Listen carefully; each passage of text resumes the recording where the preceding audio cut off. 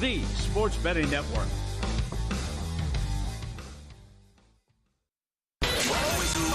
Follow the money. That's what I always say. You always follow the money. Yeah. This is Follow the Money with Mitch Moss and Paulie Howard on VSiN. Here we go. Welcome in. It is Follow the Money on VSiN, the Sports Betting Network. Mitch Moss along with Paulie Howard. We're live in downtown Las Vegas from the Circa Resort and Casino. Big 3-hour program lined up today. Great guests, including Jeff Seeley, his best bets for the Memorial Tournament this weekend on the PGA Tour.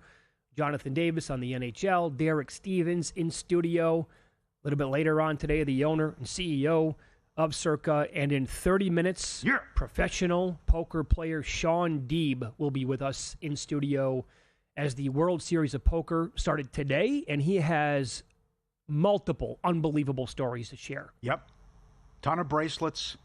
Great online player. Started playing at 16 and won $800,000 on a weight loss prop bet. Can't wait to talk to this guy. Yeah. He started playing at 16. I think I started playing poker when I was 14. Family events, holidays, older, relatives got me involved. I loved it. Obviously never at that level. Wish I would have. Can I re-examine and go back in time? But also, that is pretty wild when you think about that. To lose that much weight and then to win $800,000 on it. And the guy who, you're going to find out in about 30 minutes, the guy who bet him, was encouraging him the entire way because he wants good to happen to people. Yeah. And that's part of the reason why he made the bet, because he knew Shaun was so overweight. Yeah, Bill Perkins has a ton of money, right. And he also was like kind of, hey, I'm going to help you here. You're 306 pounds. Your body fat is 40%. Let me help you out and give you an incentive, and I'll give you 10-1 odds. Wild. Let's both have skin in the game. I'll put up what you can win, and you put up some cash, too. All right, so that's coming up bottom of this hour. Beginning the show here, talking about what took place last night, and then we'll tie it into tonight's Eastern Conference Game 4 as well. I thought the game last night was awesome. I thought, so far, we've had some blowouts in the playoffs, but overall, the amount of high-quality entertainment, the overall drama that we've had on a game-by-game basis with some of the stuff in the NBA has been spectacular.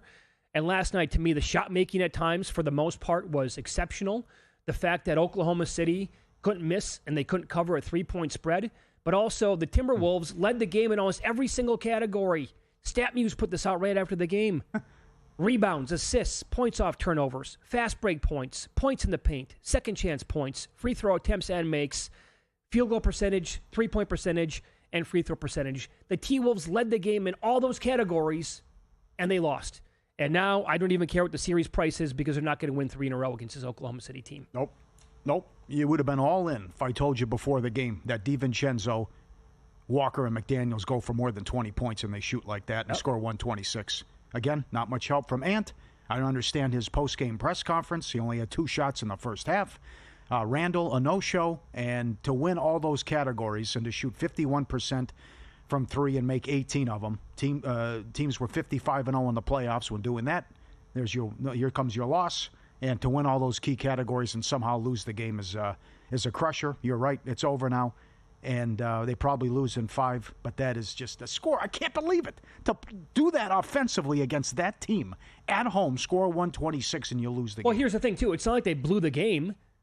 Yeah. It's not like game 1 of Knicks-Pacers here. Yeah, right? They're trying to fight back. Every single time that they would claw back and tie the game, here comes a 7-0 run in 45 seconds by OKC. They led, I think, pretty much the entire game the way it felt. And on top of that, Minnesota self-destructed, I thought, with the turnovers. They had 21. Yeah, it was big, because OKC took 11 more shots. Yep. Yeah, and they also allowed, I know the game was even overall for offensive rebounds, but some of the guys, if you could secure a couple of more on the glass, oops, it fell out of my hand, or oops, we fought for it. 2 guys fought for it, and it fell right into the hands of an Oklahoma City player, and then the putback is there.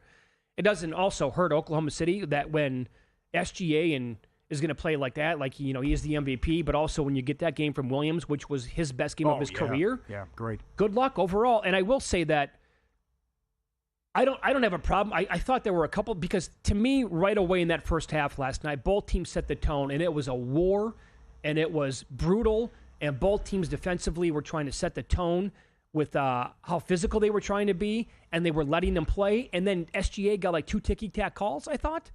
But beyond that, they also made up for that, the referees. by allowing Minnesota to be physical after that, and SGA would just make these crazy shots anyway. But if you watch the first quarter and the first half of that game, to me anyway, my biggest takeaway was, oh my God, there was such a huge difference between Anthony Edwards and SGA. They're not even close. Anthony Edwards is not even close to the same player as SGA. Shai Gilgeous-Alexander dominated that game in about 2 or 3 different areas last night, and Minnesota is very good defensively. It did not matter. He got to his spot, and if he had 2 guys on him or they put like the best defender on him, he knew how to shake them off, dribble to his left, find a spot in the corner, whatever it was. He was phenomenal at adjusting to what Minnesota was doing on offense last night and getting shots off and burying them. Their game plan defensively, after what happened in Game 3, clearly the message was, we're putting Lou Dort on Anthony Edwards, and Lou, it's time for you to be the guy that we thought was going to win Defensive Player of the Year.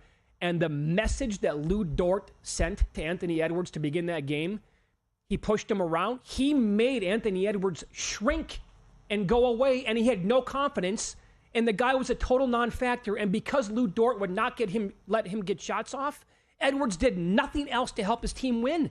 It was a total indictment on Anthony Edwards last night, and A+ job by Lou Dort and the Oklahoma City defense to do that to him.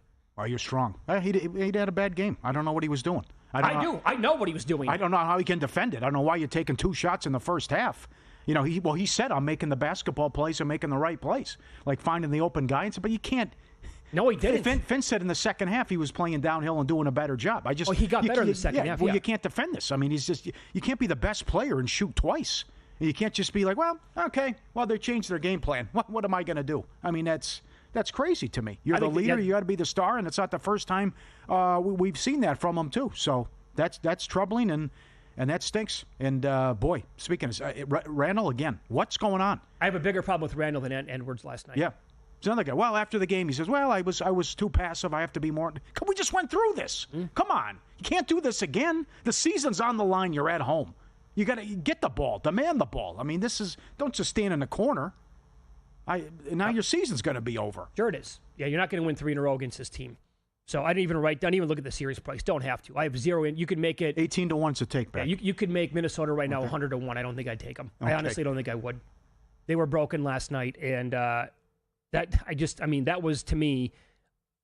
Did you like the game as much as I did?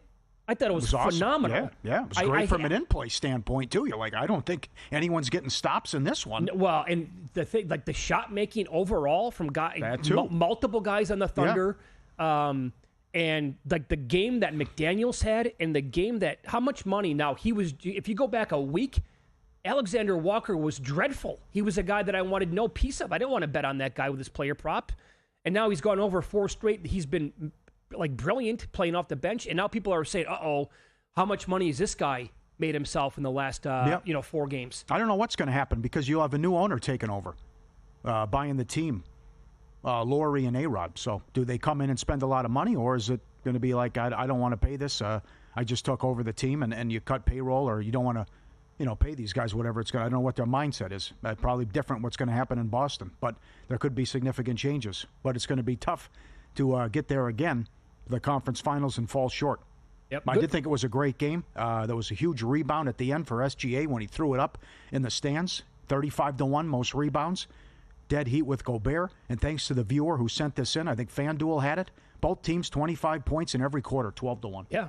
That's a good market, good prop. I'm glad someone offered that. But, certainly up against it because OKC's only lost 1 game at home in the playoffs, and that's the epic collapse against Denver in Game 1. Nice call by you. You like Terrence Shannon over his points last night. Got there as soon as he was put into the game. Kid's good. Turned Walker the ball too. over too many times. Otherwise, he would have got more playing time, I think. Yeah. So that brings us to tonight's game. Like, which players are you going to look at? We brought this up yesterday. A couple of guys, just in case Aaron Nesmith is compromised tonight with that sprained ankle for Indiana. If he is, the more I looked at Bennett Mathurin, no thank you. Guy's been terrible in this series. No, right. But you're right with the other guy who's going to benefit as a result. TJ McConnell? Or is it going to be Ben Shepherd? Both. Yeah. But you mentioned Shepherd yesterday. Yeah. And Shepherd's low with his points. McConnell's more of his points and also points, rebounds, and assists. Right. Yes. Right. Yeah, I think Shepherd is, it's 2.5. Shannon last night was 3.5. And as soon as he was put into the game, you're like, okay, now here we go. Now we're maybe cooking. And bam, you blink of an eye, and he went over his prop. And now Shepherd, So he's also he has been on. Think about this for a second. If Nesmith, if he can't go or he's hurt, in this game tonight, Ben Shepherd has had the second most offensive possessions on Jalen Brunson. And Brunson's 5 of 12 from the floor. He played 7 minutes in game 1, had 6 points in game 2, then 17 minutes and 3 points in game 3. Like I said, Matherin's been terrible. And Shepherd, 48% from the field, 41% from deep so far in the playoffs. 6-0 over 2.5 points when he gets double-digit minutes in the postseason so far. Okay, and then McConnell at home. He's scored 10 points in 5 of the last 6. He's 8.5 tonight, and that's overall 5 of the last 6. At home, the 5 home games averaging 12 and 5. Dan Carpuck had this today, VSiN.com. It's 13.5 points, rebounds, and assists. Well, in the home games, he's averaging 12 and 5 alone. Right. That's just 2 categories. So there's several ways you can play that. At DraftKings, over 8.5 points is even money. And again, he's done that 5 of the last 6. So McConnell props, Shepherd over points, and then we'll see. I have no idea what Tibbs is going to do tonight. But then what does Carlisle do with Turner and Toppin? I know Wes Reynolds likes Toppin points under, but how they're going to do that, and I don't know if he can trust. I don't know if he can trust Turner on Towns and what he's going to do. Smarter bets start with VSiN Pro. Join now through the end of the month. 14 months, $199. We're kicking in 2 extra months free. Less than 50 cents a day. Promo code PRO.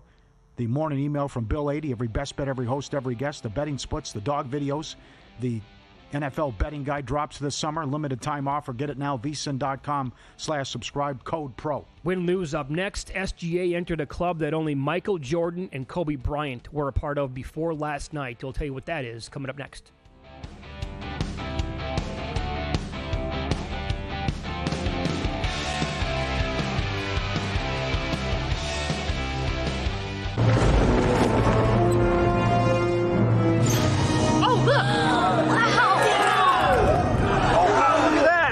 What's the guarantee? Eric? Mike, time to make history. Players at Circa Million make 5 picks against the spread each week with quarterly and full season payouts. Circa Survivor entries choose one team each week with no point spread. The last one standing wins it all. We have $21 million on the line. Are you in? Visit circasports.com for details. So, Paulie, have you had a chance to read the VSiN Daily yet? Yeah. Came in at 3 a.m. What's Bill doing up that late? Well, rumor has it starts off with a 12-hour meditation session. Then he just pours himself over film and live TV, really focusing and taking it all in. Bill's in with the biggest insiders, talking trade secrets, strategies, the whole 9, absorbing the info. And then and only then can the writing process begin.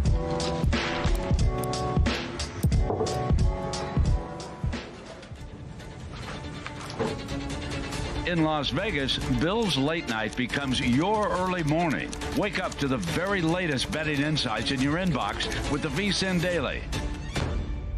Sign up for free at vsin.com/newsletter. On the next A Numbers Game, it is Wednesday. We have become used to Fezzik Fridays, but how about a Fezzik Wednesday? Everything that's on his mind, including chiming in on the NBA Hardos versus the world debate. Can you beat the NBA on sides or not? Fezzik chimes in on that and so much more. Plus, Will Hill with all of his bets, baseball, basketball, and more. And Jonathan Von Tobel, our NBA senior analyst, or a senior NBA analyst, however you want to say it. He'll be on the show as well, 10 a.m. Eastern, right here on A Numbers Game at VSiN.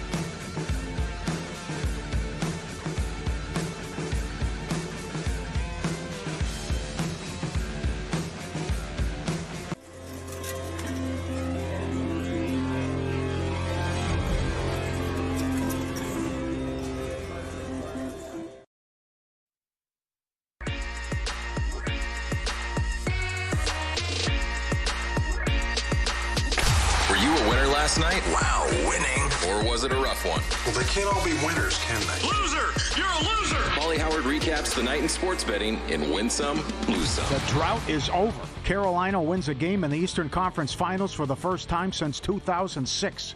Stankoven first goal, 30-1. Stahl last goal, 40-1. Any time was plus 850. Shutout, 11-1. Anderson saves prop, 7 unders in a row. Empty net goal by Carolina, plus 420. Carolina outline minus 2.5, plus 680. How about it? 3-0. They shut them out. And the 2 empty net goals. The most contrarian play on the betting board last night. That's right. It would have been actually Carolina reverse puck line. That's right. Game 4 last night. Williams most threes, 15-1. SGA rebounds, 35-1. Dead heat with Gobert. Each team to score 25 points in each quarter. Paid 12-1 at FanDuel. Naylor plus 650 to go deep. Machado 4-1. Correa plus 550. Subscribe, be part of the team. VSiN.com, our radio and podcast friends. You always want to see these tweets and videos. At Paulie Does Vegas on Instagram. Send them in. We'll put you on. Friend of the show, Chad Andrus, on vacation. Hey, look at this odd basketball court in Croatia, right? Of all places. But then expand and then peak up. He's at King's Landing. How about it? Best TV show of all time. Game of Thrones. It is? Oh, okay. Oh, absolutely. Rough finish. But would you know that, by the way, if you were just walking by that. and there were no signs? I would not recognize that. No, not from that picture? Doesn't look familiar? No, not enough for me to say that's got to be, yeah. Well, of all things, though, King's Landing, where he's at in Croatia, and then there's the basketball court. How about the basketball court, by the way? There? Huh? Yeah. The oblong, like the corners are. Imagine if the hoop was actually shaped like that, or the court was. Yes, I know. That is great. Yep. Okay, this is funny. Where the dog wants to hang with his friends, he jumps over the gate. He wants to hang out. He hangs out with the goats at night. Hey guys, how you doing? You want to play? Yeah, I couldn't sleep. What's going on in here? What are you up to? And rub my belly. Hey, lean over. You want to play? Look at that. Of all things, they give good belly rubs in here. Come on, let's go, boys. Jumping over. He wants to hang with the goats. Yeah, buddy. There you go. What are you up to? It reminds me of the one when all these dogs bring a deer home, and they come in the front door or in the doggy door as well. Hey, I found a new friend. Is he allowed in? This is great. Oh, look at the goats hopping on top of them here. Yeah. We're all friends. Doesn't matter. Mm-hmm. Sure. It's great. Got the tortilla wrap. They want to put, give me that. Bulldog comes in. What is he under? He's under the couch or something? What? He put the tortilla wrap down there, and the guy just paw when it comes in. I know. Yeah, just grabs that sucker. One lick and then give me wham. That's dinner for me. Absolutely. That's awesome. Good job sending that in as well. Dog grabbing a tortilla wrap. ProfitX. The finals are almost here in the NBA. Peer-to-peer sports exchange available in 40-plus states. Make your picks against other groups of fans rather than against sports books. Exchanges guarantee the best odds on average by 10 to 20%. You can even request your own odds. Download ProfitX today. Code VSiN.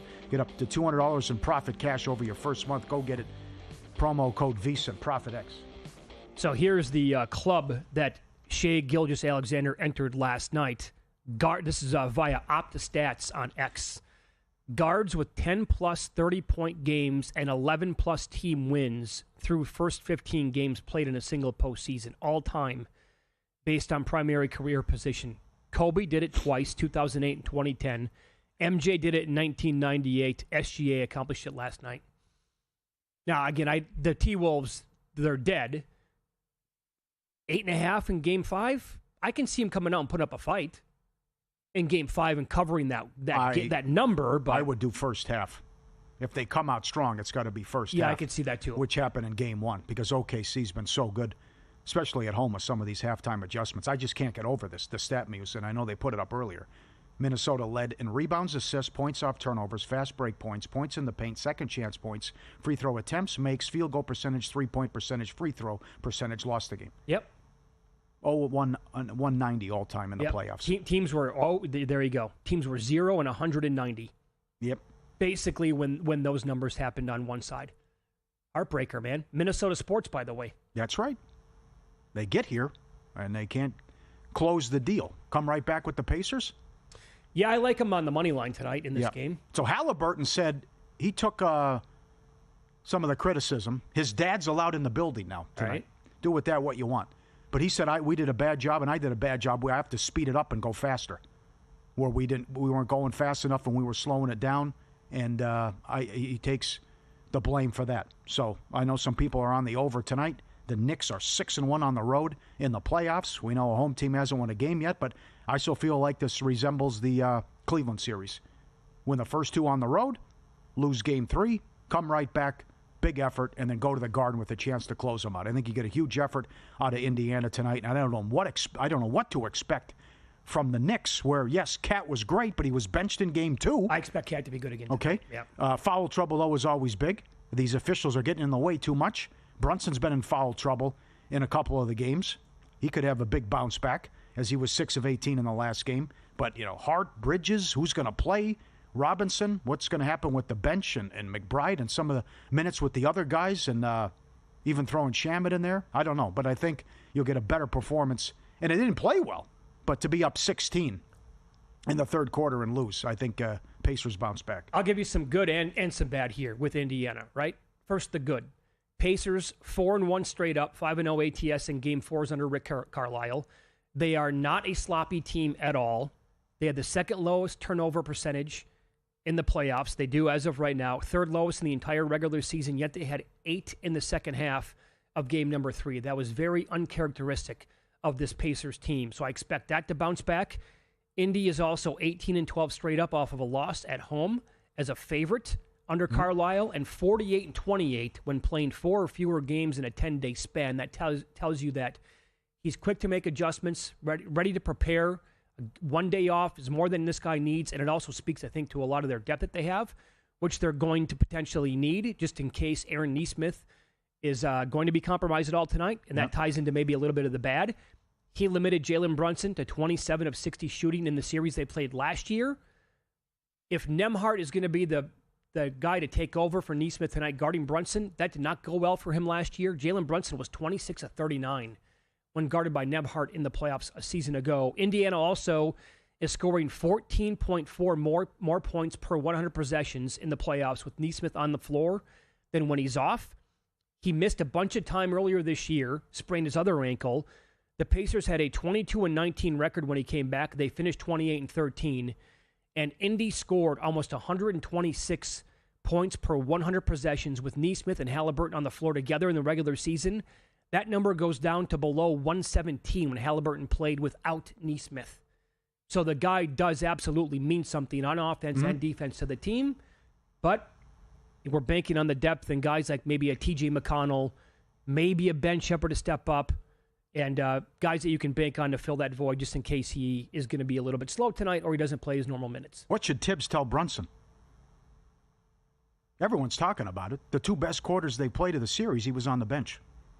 You got to keep it positive. I mean... Well, do I say don't take as many shots? Everyone's got to get theirs, too? Spread it around? I would say this. If Nembhard's going to be the primary defender on him, I'd say you got to be who you are. You got to... The numbers I just ran down suggest that it's a bad matchup for Nembhard, who is a good defender, but Brunson's also elite on offense. You got to take it to him because Brunson had his way with Nembhard compared to Nesmith. So I would just motivate the guy. I think Cat's points prop is 21.5 tonight, based on what he did in the regular season in 2 of his 3 games so far in this series. 5-1 most points tonight. When it was 23.5 earlier in the series. Yeah. Great fourth quarter, no doubt. Most threes, Halliburton plus 220, Brunson plus 450, Nesmith plus 650, OG 701, Bridges 701. You want, the Cat's even money for most rebounds. What happens with Hart now? That's a good question. So he played 34 minutes off the bench in Game 3. Like, does he come off the bench again? I would think. And if so, does he play? Like 34 minutes off the bench is a lot of time. Does that number come down at all? I would take his points under. I would take his assists under. Rebounds is a tough one. But that's I don't know what Tibbs is going to do. He's just throwing stuff out there. I know. Throwing it at the wall. What's going to stick here? What's going to work? But again, just to win the game outright, I like the Pacers. Yes. I brought this up the other day. So this team is laying, depends on the game, but and I know the Knicks were down 0-2, so game 3 here in Indy was a little bit lower, but 1.5, now 2.5. The Knicks at home were laying 6.5. Game 2 after they lost. Doesn't make any sense to me. Yep. These teams are clearly closer than what the market has. McConnell over. Points, rebounds, and assists and points. And I'm with you with Shepard. Over 2.5 points as well. Yeah.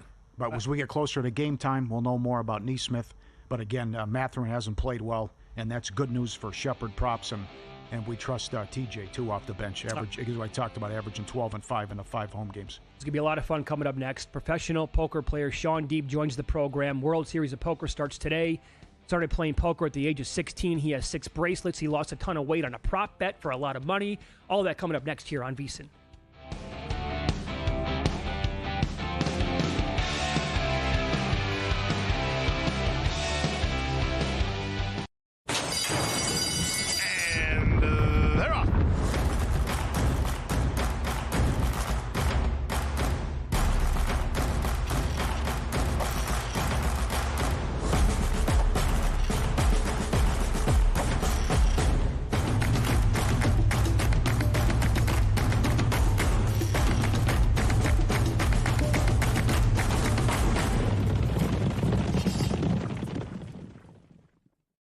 Serious about betting this season, it's time to go pro.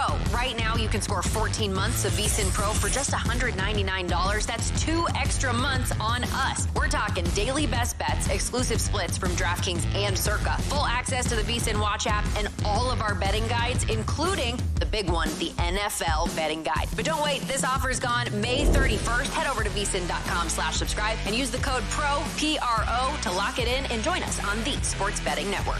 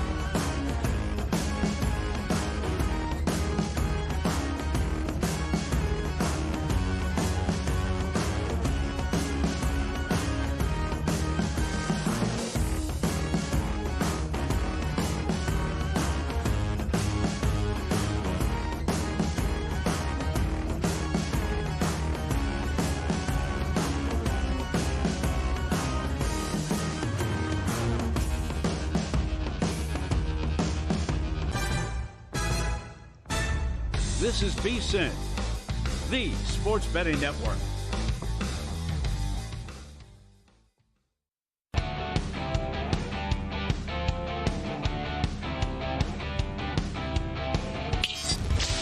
This is Follow the Money on VSiN. We are stoked for this. This is going to be great. Paulie's been looking forward to this forever. Same here. We met his family a year or two ago when they came into town. They said, hey, we're relatives of Shaun Deeb. We're like, really? Get out of here. Yeah, we watch the show every single day when we were in mornings. And now Shaun Deeb, professional poker player, joins us the show here today in studio as the World Series of Poker gets underway today. Thanks so much for coming in. I know you're a very busy guy, obviously. We appreciate you taking some time here. Yeah, it's awesome. I tried to get in with you guys last year, but you were filming a little too early for my Vegas sleep schedule, so yes. I couldn't get up for it. But yeah, this year it worked out well. I flew in yesterday. I'm playing my first event later today, so I'll just register a little later than I normally would to come hang out with you guys for a bit. 4 a.m., no good? Yeah, I go to bed usually at 4 a.m., and you don't want me at the end of a long poker session. Like, I'm going to say some things that are going to offend some people. You're going to lose some sponsors. So, yeah, I can definitely burn some bridges when it's too late at night. So you're 39 years old now. You started playing poker when you were 16 years old. So take us through that then. Like, how did you start playing poker at that age, and when did it click and you're like, you know what, I'm good at this, I love it, I might be onto something here? So this is going to surprise a lot of people, my answer on this one. So I started playing cards at a young age. My gram taught me gin, back alley, pinochle, all these Trump-based card games, dealer's choice. I loved that. When I was 16, my cousin invited me over to his friend's house. We did a little poker game on a pool table, and I was like, oh, I love this. So I went on AOL Instant Messenger, put out a message, running a tournament Tuesday night at my house, because that was when the World Series was on. Did $20 rebuys, got 30 people to show up my first day, and actually at the final table, we caught someone cheating, which is just crazy. So the guy was like bending the deck back when he was dealing, so it was self-dealt. And yeah, he was looking at what the flop was ahead of time. So we had to kick him out, give the guy who went out before his money back. And yeah, I won that tournament. I won a lot of them for like the first year or two. Then I went away to Bentley College, was going to be a finance major, played way too much online poker like most people in that era, and dropped out of school to play, thinking I was professional, had no idea what to do. I always look back and that was one of the worst things I did in my career for like expectation, because I should have went broke many times. I was not good enough at that time. I did not have enough money. I did not understand what being a professional was. Thankfully, I ran into the right people early on in my career who taught me a lot about being a professional gambler, and they were great mentors my whole life, and still close with a lot of them to this day. And yeah, it worked out well, but I should have failed about 99 out of 100 times, if not worse. So yeah, it's crazy to end up where I did. Obviously, I'm very intelligent when it comes to games and game theory and psychology, but there's so much like financial backing in poker that was important that I was so green at that I should not have gotten where I got. Okay, so how difficult is the transition going from online to live? Oh, so yeah. So for a long time, I was one of the biggest winners in online tournaments. I played the most volume, the most tables, most tournaments, most hours. I got a lot of experience, but my early live career, I think I lost like $2 million. And this was before all the crazy high rollers now. This was, 18, 19 years ago. And I was playing the highest ever was like a 10 or 15K. And I lost $2 million playing those stakes where I was probably the biggest winner online and the biggest loser live at the same time. So it took me a while to adjust to the dynamics of live poker, more players at the table, less aggression, people kind of have it more often. And so, yeah, it took me, until Black Friday happened that I really transitioned into being a good live poker player. And now, to the younger kids, I'm considered like a live pro, which is just really funny because the old school guys knew me as an online wizard first. What do you prefer?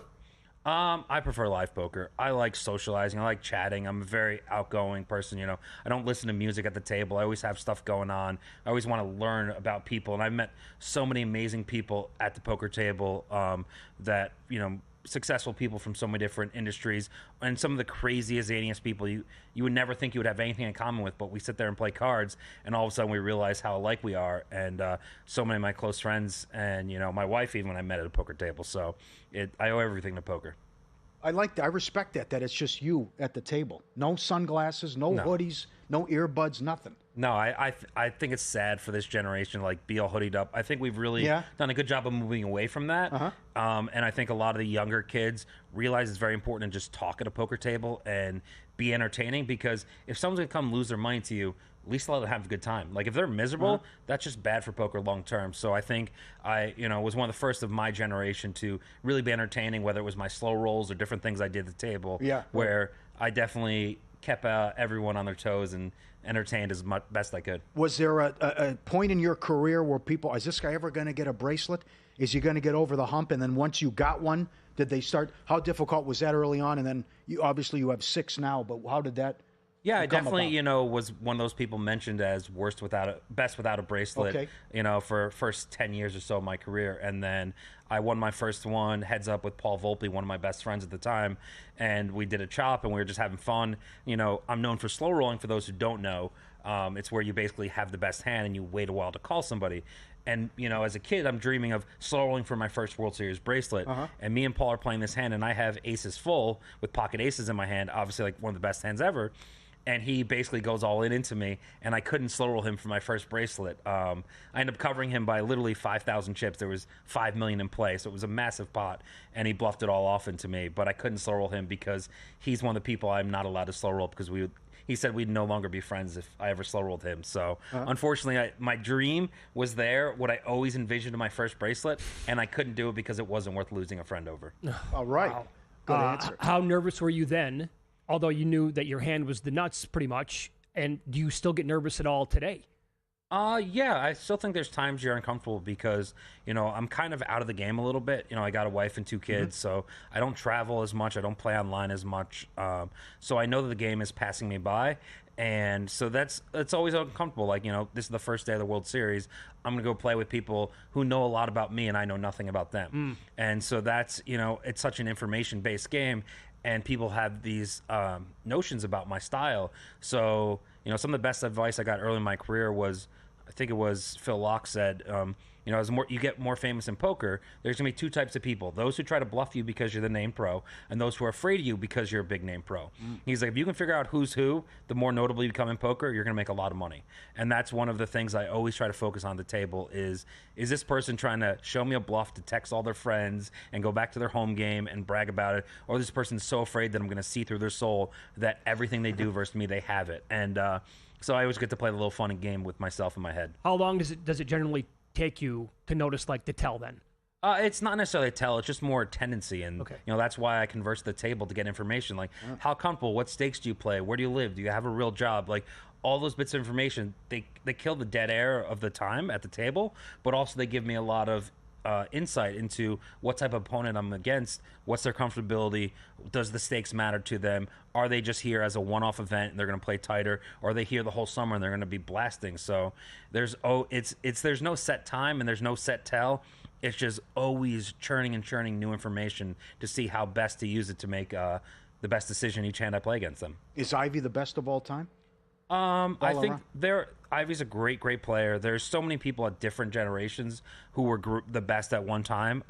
Definitely there was a good stretch where Phil was the best, but there was many times he didn't care about poker, and he still played really well. He's a very interesting guy. He's really coming out of his shell the last few years. He has a kid now. He's gotten sober, I believe, stayed sober, and he's very talkative now at the table, which is so weird. Playing with Phil for 18 plus years, and he didn't speak to me for the first 10 years. And then we had a couple interactions over the years, and now he, with my weight loss bet, which we'll get into, he was asking me all these questions. Did I, get into yoga? Did I do this, meditation? Like, he's definitely a different guy than what I envisioned him to be when I first, started hanging around him. Okay. Very good. It's Follow the Money here on VSiN, the Sports Betting Network. Our guest, professional poker player Shaun Deeb, Day 1 World Series of Poker today. You're going to go and sign up later on today after the show, you said. How many events will you get in?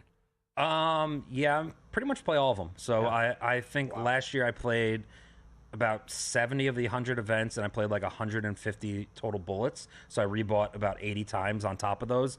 So yeah, so I pretty much will play almost all stakes and almost all versions of poker. So for me, it's a very busy schedule. I might even be playing 2 tournaments at the same time, running back and forth between the tables. Less likely to do that this year than I have in the past, but anything's open, and I just love it's like summer camp for me. And so we're back out here, and I'm happy to see all my old friends and see what the World Series has to offer. Helmuth made a comment about the schedule. Do you have any issues with that? And what's your longest session? My longest session, I've played 52 hours, and I actually had my biggest win and my biggest win in tournament and my biggest win in cash game during that session at the same time. So I played 36 hours of cash all night, playing 300, 600, won like 125K. And then I max late reg this satellite to the first ever $1 million tournament, the One Drop. And so I end up playing while still awake for like 10, 12 hours of that tournament. I get heads up with Gus Hansen, and first place was a seat in an $888K buy-in event, and second place was $1 million cash. And I had, like 70 or 80% of myself in this satellite. So if I won the satellite, I would have 78% of myself in a $1 million buy-in, which I did not have the bankroll. I still don't have the bankroll to play that much myself in one event. So, and that, this was 3 a.m. Hold on, tease it. We got to go to a break. That's a good tease, though. Yeah, good okay, tease. so hang on to that. Gets good. And also, he'll tell you about the story where he won a lot of money on a weight loss bet. It's a fantastic story. That's coming up next on Follow the Money. It's VSiN, the Sports Betting Network.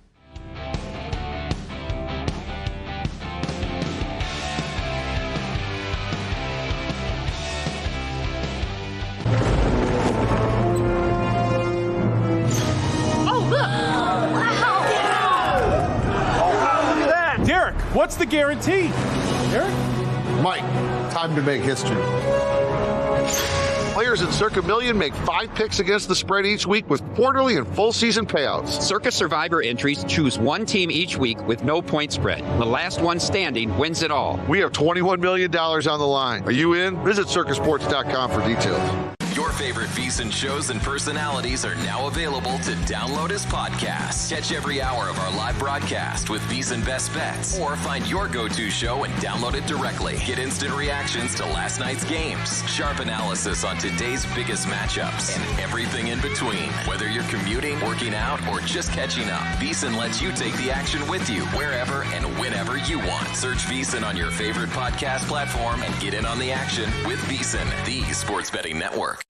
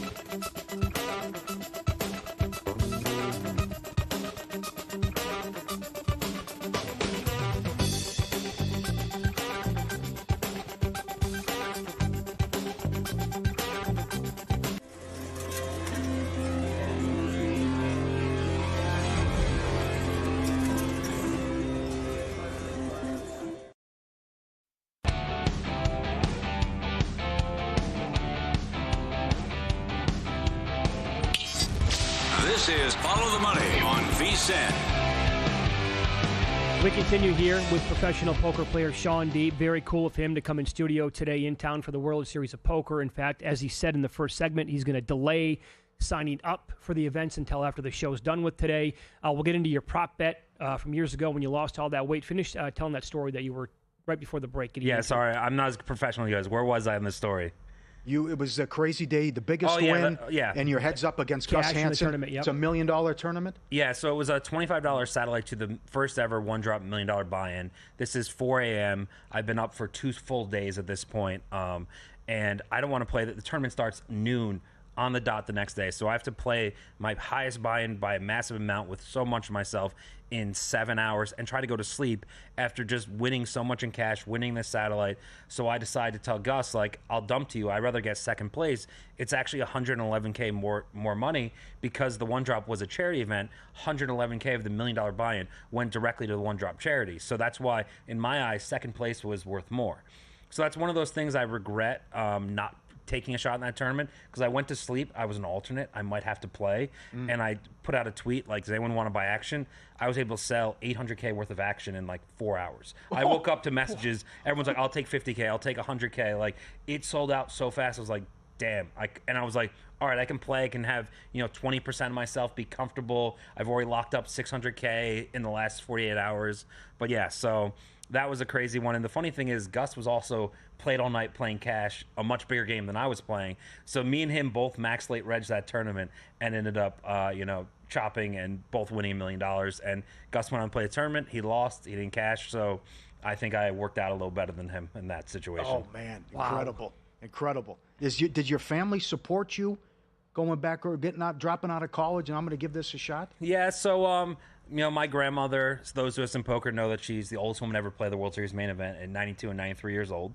She played in, I think, 11 and 12, I think it was. And she was very supportive when I dropped out of college. My parents were like, But if she had my back, she said he'll figure it out. He's smart. And, my family owns a bunch of restaurants in upstate New York called Ted's Fish Fry.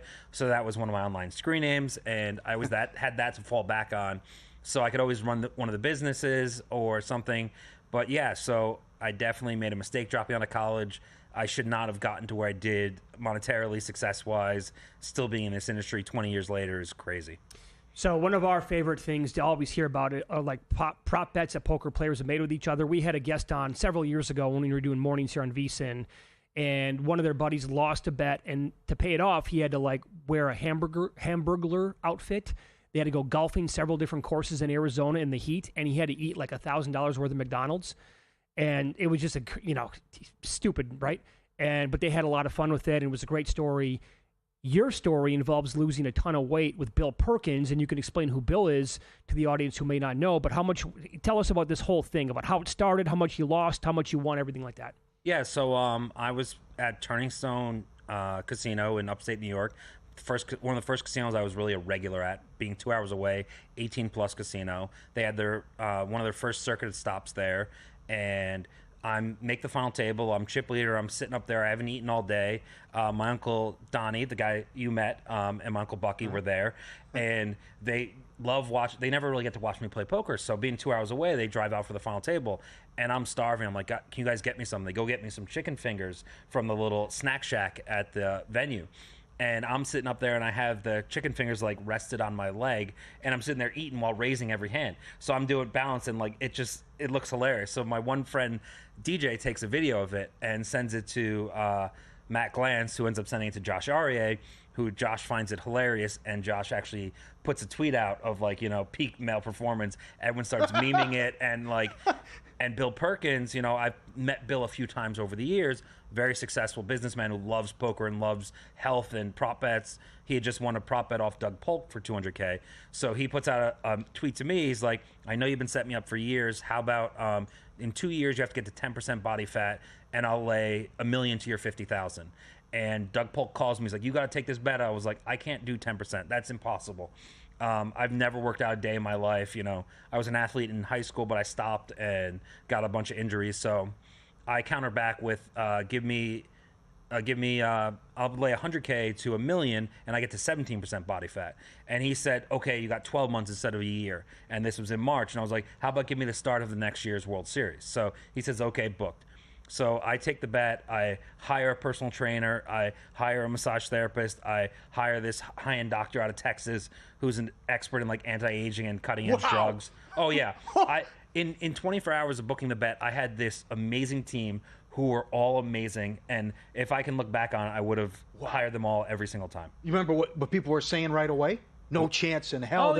Listen, people have doubted me, and those who know me best know that I'm one of the most stubborn people in the world. I'm one of the most diabolically concentrated, focused. When I get to that level, like I've done in poker many times, nothing's gonna stop me. It's mind over matter. It doesn't matter. And so, for the whole year of the bet, my wife did all my cooking. She was awesome taking care of the kids, and I didn't cheat on my diet more than 3 times, 100 calories each. I lifted every day. I took every drug I was supposed to take. How tough was it early on? Because you mentioned you didn't know exercise. This is crazy. This was the easiest thing I've ever done. What? Yes. You were 306 pounds. Yeah. 40% I was actually 45% body fat. 45. Yeah. I didn't get DEXA because another crazy story, you can't get DEXA scanned in New York. So I had to go to Connecticut every time. So it was a 3-hour drive just to get a scan. But I actually maintained all my lean muscle mass the whole bet because of my drug regimen, because of my stature and how much muscle I had underneath, and because my diet and nutritionist was so good. It was actually surprisingly easy. I vape, so I actually was going to quit vaping, do more cardio. Never had to do that. I didn't even do as much cardio as I was supposed to do. I was supposed to do an hour and a half a day. I was doing 30 minutes every other day. So it was a breeze, and I know it's crazy that people can't believe it was that easy, but I had the right team behind me, and I was not making any mistakes. I didn't put in nearly as much effort as I should have.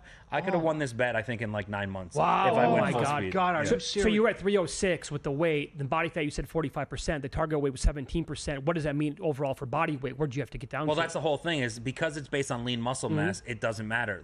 There's people who are 17% body fat who are 160 and also ones who are 260. So that was the whole thing. The key to the bet for me was maintaining my lean muscle mass and building if I could. And Bill Perkins allowed me to take steroids. I only did 1 cycle towards the end, but it didn't make much of a difference. My numbers and my pace and my protein ratio was all great from day one, and so that's why I started with so much lean muscle mass, and so many people lose that as they're losing weight. But during the bet, I think I lost 95 pounds, and it was all fat. So if you look at my first DEXA and my last one, my lean muscle mass was the same. Okay. Wow. Okay. So was the easiest part getting used to eating healthy every single meal?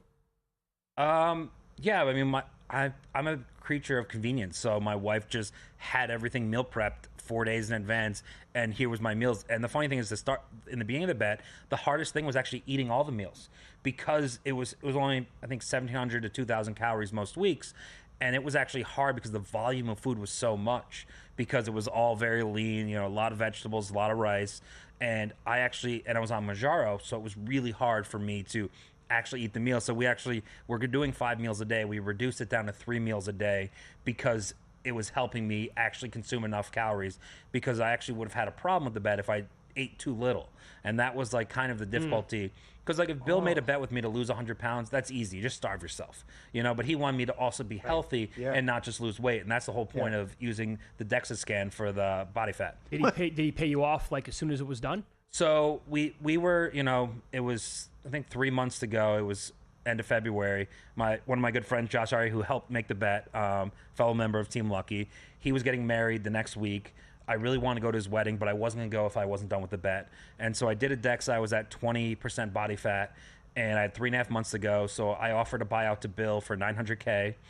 He countered $800K. My wife's sitting with me. She's like, get $850. I'm like, no, Ashley. My wife is a killer. She wanted that extra $50,000 out of him. I'm like, listen, we let him off for $200K. We were 100% going to win the bet. He knew it. The only way he was going to win if I got injured, and he wasn't going to collect the $100K if I got injured. So he offered a $800K buyout. Eventually, after 30 minutes, we accepted it, and he paid the next week. He's very, very trustworthy, awesome guy. Yeah. Wasn't there something about there was a tray chocolate chip cookies early on? Is that true? And no, Well, I don't know what story you're talking about. Okay. I thought there was a chip of cookie. There was some, like, Perkins made some jokes about, or I think it was someone said they were going to, like, at the World Series, bring me chocolate chip cookies and pizzas, and they were going to try to eat food in front of me to mess with me, but yeah, it didn't work. Good. Yeah. Good. Want to know where the money's really going? Unlike other sources, our splits come straight from Circa and DraftKings. Circa takes huge bets from pro bettors. See the percentage of bets versus percentage of handle on every game across every major sport, helping you make smarter, more informed bets. Get the exclusive betting splits at VSiN, little as $9.99. Join the team for your first month. VSiN.com/subscribe. All right, so Shaun Deeb's cool enough to hang around for one more segment. Professional poker player going to sign up for events at the World Series of Poker after he's done here. So he'll continue into the next hour. I want to get into like the cross-sport stuff from like poker players getting into sports betting as well with all these big contests in town now.